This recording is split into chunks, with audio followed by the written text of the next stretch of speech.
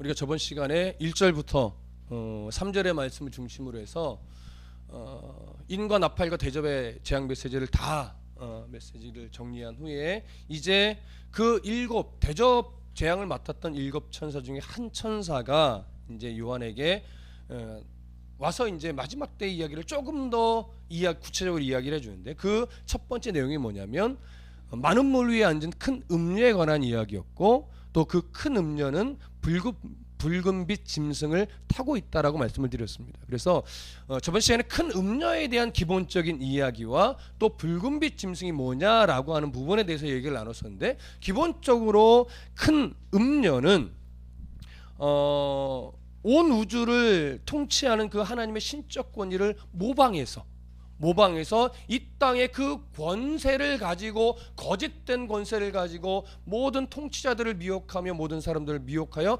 결국은 하나님을 대적하고 하나님의 백성들을 핍박하고 많은 순교자들을 내는 그런 악한 역할을 하는 어떤 근원적인 존재가 바로 이 큰 음녀라고 말씀을 드렸습니다.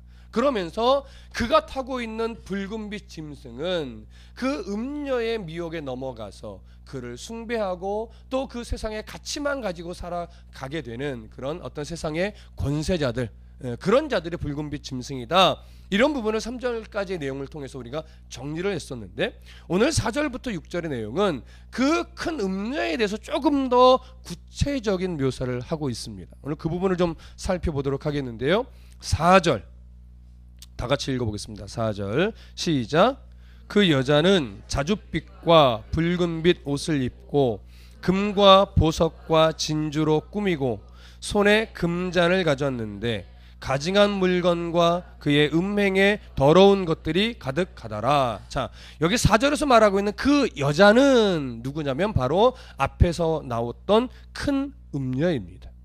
이 여자가 옷을 입고 있는데, 이 옷은 무슨 옷이라고 표현하냐면 자줏빛 옷과 붉은빛 옷이라고 묘사를 하고 있습니다.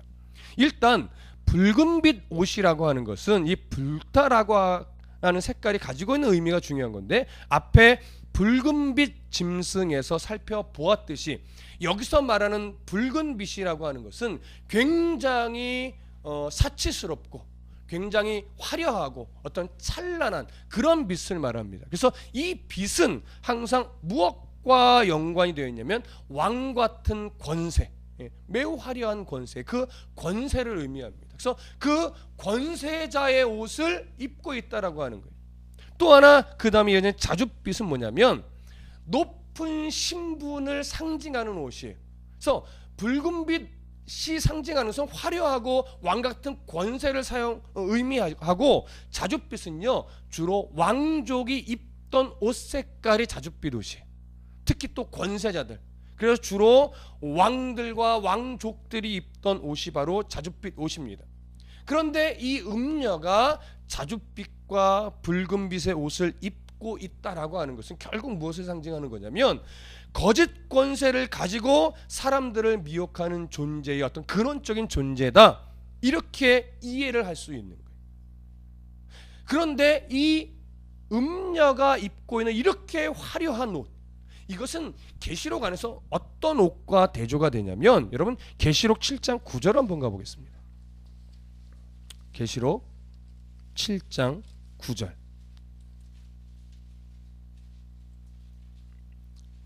자, 함께 읽습니다. 시작. 이 일 후에 내가 보니 각 나라와 족속과 백성과 방언에서 아무도 능히 셀 수 없는 큰 무리가 나와 흰 옷을 입고 손에 종려가지를 들고 보좌 앞과 어린 양 앞에 서서, 자, 하나님의 백성들이 어떤 옷을 입고 있대요? 흰 옷을 입고 있대요. 또 한 구절, 계시록 19장 14절로 가보겠습니다. 계시록 19장 14절. 자, 함께 읽습니다. 14절 시작. 하늘에 있는 군대들이 희고 깨끗한 세마포 옷을 입고 백마를 타고 그를 따르더라. 하늘의 군대는 무슨 색을 옷을 입어요? 희고 깨끗한 세마포 옷을 입고 있대요. 이러한 묘사와 대조되는 거예요. 그래서 단순하게 옷 색깔이 뭐냐, 사실은 이게 중요한 것이 아니라 그 색깔이 가지고 있는 의미가 중요한 것이죠. 그래서 크고 화려하지만 그것은 거짓 권세를 상징하는 것이고, 그 화려한 거짓 권세의 존재가 누구냐? 바로 큰 음녀라고 하는 겁니다. 조금 더 가볼게요. 그 여자가 자줏빛과 붉은빛 옷을 입고 있고, 그 다음에 금과 보석과 진주로 꾸미고 있다라고 합니다. 이 음녀의 매우 화려하고 매우 사치스러운 치장을 의미하는 겁니다. 이러한 옷과 이러한 치장은요, 어떻게 보면 사람들을 미혹하기에 참 적당한 치장입니다. 그리고 성도들을 미혹하기에도 참 적당하고 좋은 옷입니다. 좋다라고 하는 것은 옳다라고는 의미는 아니죠. 많은 사람들이, 많은 성도들이 자꾸 넘어지는 게 뭐예요? 부유함이죠. 더 가지고 싶은 거죠. 너무 있어 보이는 거죠. 그런 것들이 사실은 성도들이 미혹되지 말아야 할 내용들인데, 이상하게 성도들도, 목회자들도 화려함에 자꾸 넘어가요. 부유함에 넘어가요. 높은 명예에 자꾸 넘어가요. 그런 것들이 다 화려함 안에 들어가는 겁니다. 그러나 좀 전에도 이 자줏빛과 붉은빛 옷에 대조된 옷 색깔이 무엇이냐를 잠시 살펴봤지만, 성도들이 입어야 할 옷이 무엇입니까? 성도들이 입어야 할 옷. 성경은 화려한 옷과 사치스러운 장식이 아니라 빛나고 깨끗한, 희고 깨끗한 세마포 옷이라는 그 사실을 잊으면 안 됩니다. 이런 계시록 19장 8절로 한번 가볼게요. 계시록 19장 8절.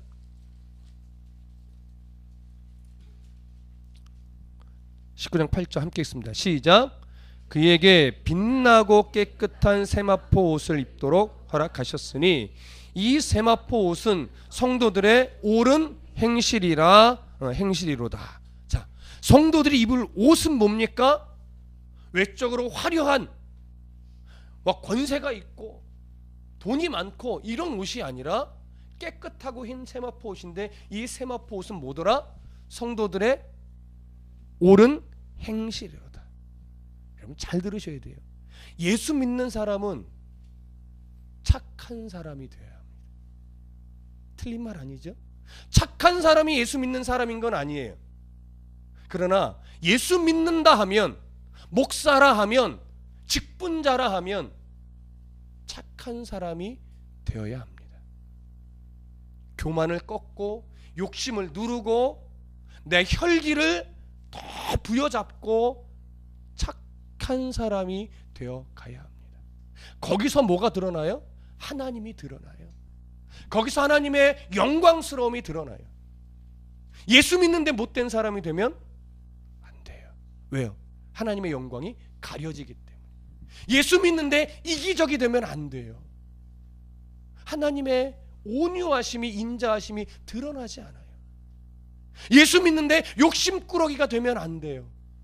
사랑은 참으로 버리는 것이라고 했어요. 쓰고 나눠주고 빌려준데 이상하게 풍성해진대요. 이건 어린이 찬양이에요. 근데 너무나 멋진 찬양이에요. 그리스도인은 그렇게 베풀고 나눠줄 줄 알아야 되는데, 그런데 이상하게 풍요로워지는 거예요. 나의 가슴속에, 마음속에 넉넉함이 있는 거죠. 그게 뭐예요? 우리들이 입을 옷이에요. 쓰고 빌려주고 나눠주는 그 옷, 이해해주는 옷, 용납해주는 옷, 기다려주는 옷. 그게 바로 희고 깨끗한 세마포 옷이에요. 근데 결코 이 옷이 이런 행실을 우리의 삶에 가득 채워가기가 정말 쉽지 않습니다. 그래서 우리는 부단히도 이것을 믿음의 경주로 삼고 주님 오실 그때까지 이렇게 살기 위해 애써야 돼요. 이게 참 치열합니다. 근데 성경은 하나님이 이 빛나고 깨끗한 세마포 옷을 입도록 우리에게 뭐 하셨대요? 허락하셨대요. 자격이 주어졌다라고 하는 거예요. 이 얘기는 뭐냐면, 이런 옷은요, 하나님의 자녀가 아니고서는 입을 수가 없다라고 하는 거예요. 자녀이면 이런 옷을 입기 위해 애써야 된다는 것이고, 자녀이면 성령 하나님의 도우심으로 말미암아 결국은 이런 옷을 입을 수 있다라고 하는 거예요. 그래서 성도들은요, 이런 말을 좀 하지 마셔야 돼요. 나 원래 이래. 웃음이 탁 터지시는 분들은 뭔가 있는 거야. 그쵸? 아, 나 원래 생겨 먹은 게 이래. 틀린 말은 아니에요. 그런데요, 성경은요, 하나님의 은혜가 있으면 원래 되먹은 게 이런데 하나님의 영광을 위해서 그 되먹은 게 이런 그 모습을 누를 수 있다라고 하는 거예요. 고치지 못하지 않아요. 성향은 안 바뀌어요. 원래 급한 성격, 원래 좀 게으른 성격, 원래 좀 나태한 성격 안 바뀝니다. 네. 그걸 바꾸려고 하지 마십시오. 그런데 그게 좋은 모습으로 사용되어지도록 다듬어질 수는 있는 거예요. 급한 성격이 때로는 교회 안에 뭐예요? 필요해. 그런 사람이 있어야 뭔 일이 추진이 돼요. 그런데요, 또 조금 여유 있게 게으른 사람이 있어야 또 균형이 맞아져요. 근데 우리는 넌 게을러서 안 돼, 너 왜 이렇게 급해라고 하면서 서로를 질타하지만 그런 모습이 함께 어우러질 때 뭐가 돼요? 조화를 이루고 거기서 하나님의 아름다우심이 드러나요. 그래서 여러 성격이 다 있어야 되고 우리는 그 성격들을 다 이해하고 품을 수 있는 뭐가 필요해요? 신앙의 실력이 필요해요. 그게 바로 옳은 행실의 옷을 입는 싸움에서부터 시작되는 거예요. 이게 바로 우리들이 입을 옷이에요. 화려하고 치장이 사치스러운 이런 거 입지 않아도 돼요. 그냥 하나님 앞에 정직하고 하나님 앞에 신실하고 하나님 앞에 늘 진실한 그런 옷을 입기 위해 애쓰는 우리 모두가 되기를 소원합니다. 자, 조금 더 이어가 보시죠. 본문으로 돌아가셔서 금과 보석과 진주로 꾸미고 그 다음에 그 손에 뭐가 들려있다고 하냐면 손에 뭘 가져요? 금잔을 가졌다고 합니다. 중요한 건 금잔을 가졌다는 게 중요한 것이 아니라 그 안에 뭐가 들어있냐가 더 중요하죠. 성경은 이렇게 말해요. 그 음녀의 손에 들려진 그 금잔 안에 가증한 물건과 그의 음행에 더러운 것들이 가득하더라 이렇게 이야기를 합니다. 가증한 물건, 음행에 더러운 것. 여러분 먼저 가증한 물건은 뭘까요? 가증한 물건 대부분 우상과 관련 있는 것들입니다. 우리가 오후 예배 여호수아서를 강의하지만 여리고성 안에 있는 모든 것들은 하나님께 무엇으로 드려졌어요? 헤렘으로 드려졌어요. 왜 헤렘이냐? 여리고성 안에 모든 것들은 하나님이 보시기에 다 가증한 것이기 때문에 그래. 그래서 부정한 거예요. 왜 가증하고 부정스러운 거냐? 그들은 다 우상을 섬기는 자예요. 그 안에 있는 가축들은 다 우상에게 제물로 바쳐졌던 것들이에요. 그 안에 있는 금은 각종 동철 기구들로 만들어진 것들에는 대부분 다 무슨 형상이 새겨져 있느냐? 우상의 형상이 새겨져 있는 것들이. 그래서 그 성 안에 있는 모든 것들은 다 하나님이 가증스럽게 여기는 것이기 때문에 헤렘으로 바쳐져서 생명이 있는 것들은 죽이고 불에 타는 것들은 태우고 생명도 없고 불에 타지 않는 것들은 정결의식을 거쳐서 누구의 곳간에? 여호와의 곳간에 들여 놔줘야 되는 겁니다. 사람을 위해서 쓰여지면 안 되는 것들이죠. 여기서 금잔 안에 있는 가정스러운 것들이라는 것은 다 그런 겁니다. 우상과 관련이 있는 것, 우상에 매여 있는 것, 또 굳이 우상이 아니더라도 하나님과 상관없이 세상의 가치로만 물들어져 있고 세상의 가치가 최고인 줄 알고 하나님과 상관없이 살아가는 모든 것들이 다 하나님 앞에서 뭐예요? 가증스러운 것들이. 그것들이 가득 담겨 있대요. 그리고 또 뭐라고 말합니까? 음행에 더러운 것이라고 말하고 있어요. 음행에 더러운 것들이라는 것은 뭐냐면요, 우상과 관련되어 있는 것들로 인해서 그리고 하나님과 상관없는 그냥 세상에서 잘 되고자 하는 그런 가치로 인해서 도덕적으로 부정해지고 영적으로 부정해지는 것, 그것을 말하는 겁니다. 이 음녀가 겉모습은 화려하고 사치스럽게 치장해서 세상 속에서는 그럴듯하게 서 있어요. 참으로 위험스러운 모습으로 그럴듯하게는 서 있으나 그 속이 얼마나 더럽고 추악하고 하나님이 가증스러운 것들로 가득 차 있는지 지금 그것을 보여주는 겁니다. 앞에 있는 내용과 연결해서 보자면요, 이 음행에 더러운 것, 가증한 물건, 이것은 무엇과 똑같은 거냐면 2절 끝부분에 음행의 포도주에 취하였다, 이것과 똑같아요. 그리고 3절의 중간 이후에 보면 그 짐승의 몸에 하나님을 모독하는 이름들이 가득하더라. 이것과 동일한 거예요. 하나님을 모독하는 이름들로 가득해요. 뭐가 하나님을 모독하는 겁니까? 바로 세상에 돈이면 돼, 성공만 하면 상관없어, 높은 자리에만 올라가 봐, 상관없어. 그렇게 하나님의 가치와 대적되는 가치가 팽배한 것들, 그리고 물론 우상을 숭배하고 헛된 사입이 이단에 현혹되어 있고 이런 것들이 다 그 안에 포함이 되겠죠. 그런 것들로 지금 뭐예요? 가득한 거예요. 가득한 거예요. 거짓 권세를 휘두르고 세상을 호령하는 그 음녀.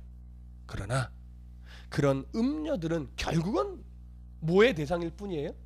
심판의 대상일 뿐이죠. 그래서 우리는 그런 음녀의 미혹에 현혹되지 말아야 돼요. 그 음녀의 미혹은 화려하기 때문에 우리가 자꾸 넘어가는 거예요. 뭔가 있어 보이기 때문이에요. 실질적으로 현실에 도움이 되기 때문에 그래요. 그러나 잘 들으세요. 수요예배 호세아 강의할 때도 그 얘기를 들었는데요. 여러 악한 영의 세력은요, 한치 앞은 기가 막히게 잘 봐요. 무슨 말씀인지 아시죠? 여러분 점쟁이 찾아가 보세요. 무당 찾아가 보세요. 목사들보다 한치 앞은요 기가 막히게 맞추고 나아갈 길을 알려줍니다. 동쪽으로 가야 될지 서쪽으로 가야 될지도 알아요. 목사들은 몰라요. 동쪽으로 갈지 서쪽으로 가야 될지 어떻게 알아요? 그런데 점쟁이는 안단 말이에요. 왜? 악한 영의 세력은요 한치 앞은 기가 막히게 잘 본다고요. 그러나 그 인생의 끄트머리를 뭐예요? 그걸 못 봐요. 하나님은 믿음의 백성들에게 한치 앞을 가르쳐주는 역할을 하시는 분이 아니라 너의 인생의 결과가 뭐냐를 알려준다고요. 우리는 이미 우리의 결과를 갖고 있는 사람이에요. 근데 그 결과를 갖고 있는 놀라운 하나님의 백성이 한치 앞을 보는 그 악한 세력의 미혹에 자꾸 넘어가요. 여러분, 한치 앞 때문에 살아가지 마십시오.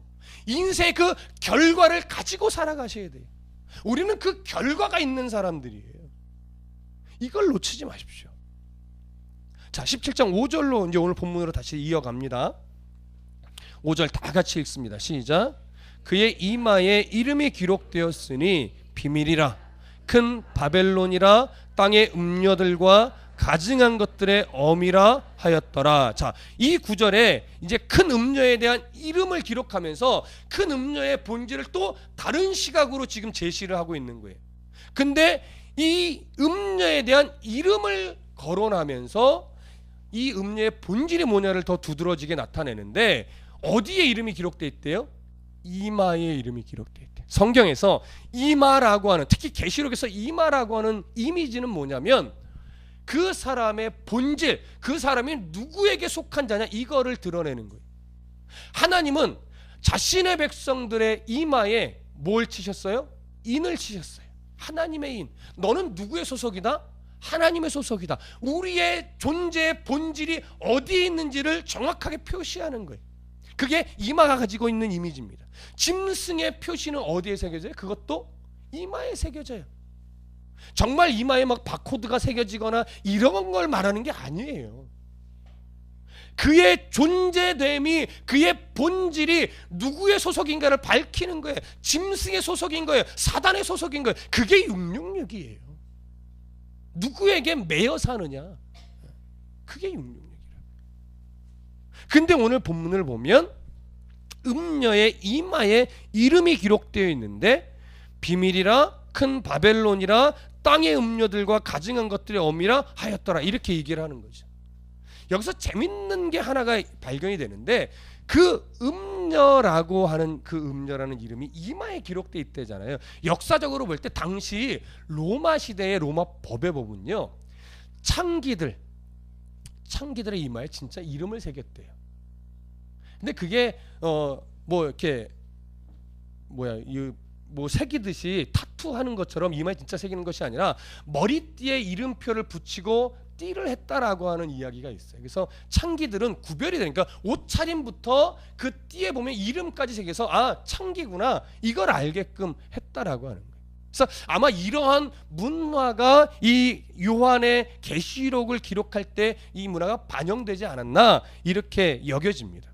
그래서 그런 어떤 내용과 매치를 좀 시켜보면 좀 재밌는 부분이 있어서 말씀을 좀 드렸고요. 중요한 것은 이 음녀의 본질로 이제 들어가는데 5절에 보니까 마치 우리 한글 성경만 보면 음녀의 이름이 몇 가지처럼 보여요? 음녀의 이름이? 자, 다시 제가 읽어드릴게요. 그의 이마에 이름이 기록되었으니 비밀이라 큰 바벨론이라 땅의 음녀들과 가증한 것들의 어미라 하였더라. 마치 네 가지처럼 보여요. 비밀, 큰 바벨론, 땅의 음녀들, 가증한 것들의 어미. 근데 이 부분은 해석상에 좀 어려움이 있습니다. 이렇게 해석할 수도 있지만 비밀이라는 것을 이름의 한 부분으로 해석하는 것이 아니라 이 이름의 어떤 성격을 규명하는 것으로 해석할 수도 있어요. 그래서 다른 성경에는 이 부분을, 이 비밀이라는 말을 어떻게 해석했냐면 현대인의 성경에는 모모라는 비밀의 이름이 쓰여졌습니다. 이렇게 해석을 해서 제가 다시 한번 읽어드릴게요. 한번 들어보세요. 그의 이마에 이름이 기록되었으니 큰 바벨론이라 땅의 음녀들과 가증한 것들의 어미라는 그 비밀의 이름이 쓰여졌더라. 이런 식으로 번역을 해놓은 거예요. 말하자면. 그래서 비밀이라는 것을 어떤 이름의 하나가 아니라 이름들의 성격을 규정하는 것으로 번역이 가능해요. 그렇다면 어느 것이 옳을까 생각해 볼 때 계시록 안에서 비밀이라는 것이 어떤 용도로 좀 쓰여졌었는가를 우리가 좀 살펴볼 필요가 있는 거예요. 자, 어디를 좀 보시냐면 계시록 1장 20절로 가보겠습니다. 계시록 1장 20절.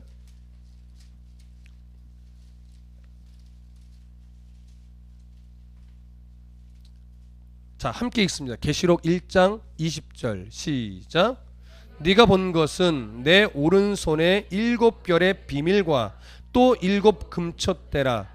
7별은 7 교회의 사자요 7 촛대는 7 교회니라. 자, 여기서의 비밀. 그리고 또 한 구절 좀 찾아가 볼게요. 계시록 10장 7절. 계시록 10장 7절. 자, 찾으신 분들 함께 읽습니다. 계시록 10장 7절 시작.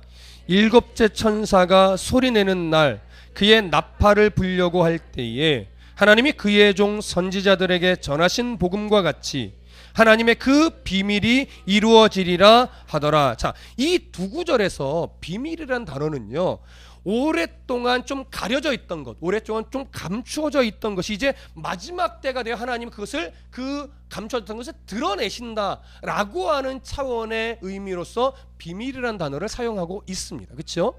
이제 한 구절 더 찾아볼게요. 계시록 17장 7절. 오늘 본문인데요. 계시록 17장 7절. 다 같이 읽어보겠습니다. 시작. 천사가 이르되 왜 놀랍게 여기느냐?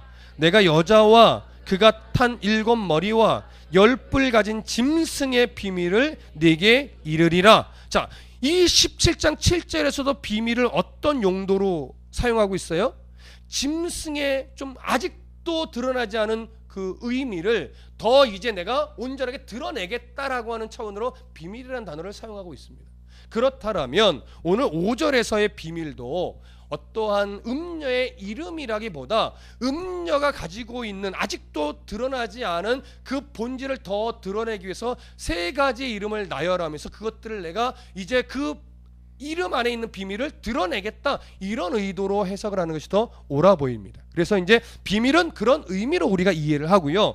뒤에 이어지는 이름 세 개, 큰 바벨론, 땅의 음녀들, 가증한 것들의 어미라는 이름을 우리가 풀면서 그 이마에 새겨진 음녀의 본질에 대해서 우리가 조금 더 살펴보겠습니다. 우선 첫 번째로 거론된 이름 큰 바벨론이라, 이 이름을 좀 살펴보시죠. 계시록 14장 8절로 가봅니다. 계시록 14장 8절. 계시록 14장 8절 함께 읽습니다. 시작. 또 다른 천사 곧 둘째가 그 뒤를 따라 말하되 무너졌도다 무너졌도다 큰 성 바벨론이요 모든 나라에게 그의 음행으로 말미암아 진노의 포도주를 먹이던 자로다 하더라. 저를 보세요. 여기서 큰 성 바벨론은 어떤 자라고 이미 우리가 이야기하고 있었어요? 모든 나라에게, 모든 사람들에게 그의 음행으로 말미암아 진노의 포도주를 먹이던 자도라. 우상을 숭배하게 하고 우상 숭배의 가치를 가지고 살아가게끔 만들 수 있는 권세자였다라고 하는 거예요. 그런데 이런 권세자는 세상의 통치자요, 세상의 권세자를 의미하는 건데 음녀의 본질의 이 큰 성 바벨론을 사용하고 있어요. 그렇다는 것은 무슨 얘기냐면, 그렇게 세상의 우상을 숭배하고 하나님을 대적하게 만들고 하나님을 믿는 자를 핍박하게 만드는 이 권세자들의 배후에 누가 있다고 하는 거예요? 여러분, 음녀가 있다라고 하는 거예요. 무슨 말씀인지 아시겠어요? 이 얘기는요, 오늘날 세상의 역사가 돌아가는 것을 볼 때에 세상은 정말 점점점 현대로 올수록 하나님이 싫어하는 가치로 세상의 정치건 경제건 문화건 다 가고 있습니다. 특히 요즘 최근 한동안 계속 두드러지는 게 뭐예요? 동성애 문제죠. 근데 우리가 알고 있는 유명한 기독교 반열의 유명한 분도 동성애를 지지하고 있었단 말이에요. 굳이 이름을 거론하진 않겠어요. 여러분 아실 거예요. 우리나라에서도 마찬가지고 외국에서 활동하는 분도 마찬가지고 기독교인으로서 많은 영향을 미쳤던 사람도 이상하게 동성애를 지지하고 나서고 있단 말이에요. 이게 뭐예요? 세상에 그렇게 가치가 흘러가게끔 조장하고 만들어내는 세력은 결국은 사람이 하는 일이지만 그 뒤에 누가 있다라고 하는 거예요. 여러분, 음녀가, 사단의 세력이 그 일을 조장하고 만들어가고 있다라고 하는, 그걸 잊으시면 안 돼요. 근데 우리는 그런 음녀의 세력은 바라보지 못하고 그 사람 왜 그럴까, 그 인간 왜 그래, 이렇게만 자꾸 가는 거죠. 그래서 우리가 기도해야 될 사람은요 뭐냐면, 그런 사람들이 이 음녀의 미혹에 넘어가지 않고 하나님의 바른 가치로 그들이 설 수 있도록 도와주세요라고 긍휼의 기도를 우리가 사실은 할 수 있어야 돼요. 근데 우리는 거기까지 잘 기도를 못해요. 인터넷이나 SNS에 올라오는 글을 보면 항상 그 인간 왜 그래? 안 그럴 줄 알았는데 그렇게만 이게 반응이 탁탁 나타나는 거예요. 아니요. 그 인간도 문제지만 그 인간을 사로잡고 있는 음녀의 세력이 있다는 거 우리가 기억하셔야 됩니다. 그래서 기도가 필요한 거예요. 자, 두 번째 이름 봅니다. 두 번째 이름은 다시 계시록 17장으로 가셔서 큰 바벨론이라, 두 번째는 땅의 음녀들, 세 번째는 가증한 것들의 어미. 그래서 이것은요, 땅의 음녀들이 두 번째고 가증한 것들의 의미가 세 번째인데 이렇게 해석이 돼야 돼요. 땅의 음녀들의 어미요, 가증한 것들의 어미다라고 하는 거죠. 그럼 여러분, 자, 어미라는 건 뭡니까? 낳고 양육하고 기르는 역할을 하는 게 기본적으로 어미잖아요. 그렇죠? 근데 이 어미를 어디에 쓰고 있냐면 땅의 음녀들의 어미래요. 그리고 가증한 것들의 어미래요. 땅의 음녀들과 가증한 것들은 앞에서 살펴봤지만 결국 뭐냐면 우상과 관련이 있는 것이고 우상의 가치와 관련이 있는 거예요. 우상을 섬기게 만들고 우상의 가치를 가지고 살아가게 만들고 우상이 만들어 놓은 세상의 성공을 위하는 그런 가치, 세상의 가치, 하나님과 상관없이 세상에서 잘 되고자 하는 가치, 그런 가치들을 만들어내고 그런 가치들을 길러내고 그런 가치가 세상에 팽배하게 만드는 것, 그게 뭐예요? 그게 이 가증한 것들의 어미라는 의미예요. 그런 것들을 조장하고 만들어내는 존재가 바로 큰 음녀라고 하는 거예요. 결국 큰 바벨론이나 여기서 말하는 음녀, 땅의 음녀들이나 가증한 것들의 어미나 사실은 동일한 의미예요. 조금씩 다르게 표현하면서 강조하고 있을 뿐이지 동일한 의미입니다. 이런 악한 영의 세력이 바로 하나님이 기뻐하시지 않는 가치를 만들어내고 하나님이 기뻐하시지 않는 문화를 만들어내고 하나님이 기뻐하시지 않는 세력들을 자꾸 만들어낸다고요. 세상은요, 나라는요, 권세는요, 절대 교회의, 기독교의, 복음의 우호적인 것을 만들어내지 않습니다. 점점 현대로 오고 앞으로 갈수록 여러분 더 심할 거예요. 그래서 신앙생활한다는 것, 예수를 믿고 예배를 드린다는 것이 결코 쉽지 않아질 겁니다. 옛날처럼 핍박을 하는 건 아닌데 그것이 오히려 변질되고 부끄러워지고 강단에서 예수 복음만이 유일한 구원의 길입니다라고 외치기가 어렵게 자꾸 만들어지는 거예요. 그래서 이미 일부 외국에서는요, 다른 이단들에는 구원의 길이 없습니다라고 말하면 법에 걸려요. 하나님만이 유일한 구원의 길입니다라고 말하면 법에 걸려요. 그런 나라가 있어요. 왠지 아세요? 다른 종교도 인정해 줘야 된다라고 하는 그런 법 때문에 그래요. 근데 점차 한국이 그런 분위기를 타가고 있대요. 저는 세상을 바라보는 눈이 그렇게 막 넓지 않아서 잘 모르는데 들려오는 이야기들을 보면 얼마 남지 않은 것 같아요. 우리나라 강단에서도 복음을 복음답게 외칠 수 있는 시대가 점점점 힘들어질 때가 올 것이라고 하는 거예요. 그러니까 목사들이, 목회자들이 강단에 서서 세상과 타협하면 결국 복음을 복음답게 설교하지 못하고 그냥 여러분 잘 될 겁니다 라고 하는 설교밖에 못하는 거예요. 죄를 지적하지 못하는 거예요. 사이비 이단과 하나님의 구원의 은혜는 결코 다른 겁니다 라고 하는 말을 하기가 어려워진다고요. 근데 그건 타협할 수 있는 부분이 아니잖아요. 그건 이해할 수 있는 부분이 아니라고요. 그건 용납하고 기다려줄 문제가 아니라고요. 근데 점차 그 얘기를 하기 힘들어지는 시대가 오고 있다라는, 그게 큰 문제입니다. 그래서 우리는 이 믿음의 중심을 잃지 말고 정말로 성도다운 본질, 내가 누구에게 속한 자냐, 우리는 어떤 결과를 가지고 살아가는 자냐, 이거에 대한 분명한 인식이 필요합니다. 이게 없으면 우리도 결국 똑같이 돼요. 교회는 여전히 있고 목사는 여전히 있고 성경은 여전히 있는데 복음이 없는 시대가 돼버려요. 그러면 안 됩니다. 교회 문을 닫는 한이 있어도 복음을 복음답게 외치지 않는다면 그건 교회가 아닌 거죠. 복음 안에 예수 그리스도의 보혈의 피와 유일한 구원의 길 예수만이 우린 드러내져야 되고 그것만이 선포되어져야 합니다. 다른 데는 구원이 있을 수 없죠. 그들을 위해 죽으신 예수 그리스도를 인정하지 않는데. 잘 들으세요. 예수 그리스도 십자가의 은혜는 구원에 이르는 가장 좋은 길이 아니에요. 세상은 자꾸 그렇게 표현하려고 그러는 거예요. 예수 그리스도의 십자가는 구원에 이르는 가장 좋은 길이고 다른 데는 또 다른 길이 있습니다, 이렇게 말하는 거예요. 아니요. 구원에 이르는 유일한 길입니다. 천국과 지옥을 가르는 유일한 기준은 예수 그리스도예요. 그거 외에 다른 거를 가지고 구원에 이른다, 지옥에 간다, 이렇게 말하면 안 돼요. 마치 어릴 때 너무나 시끄럽게 떠들면 너 그렇게 떠들다가 지옥 간다, 장난말이지만 굉장히 비복음적인 말이죠.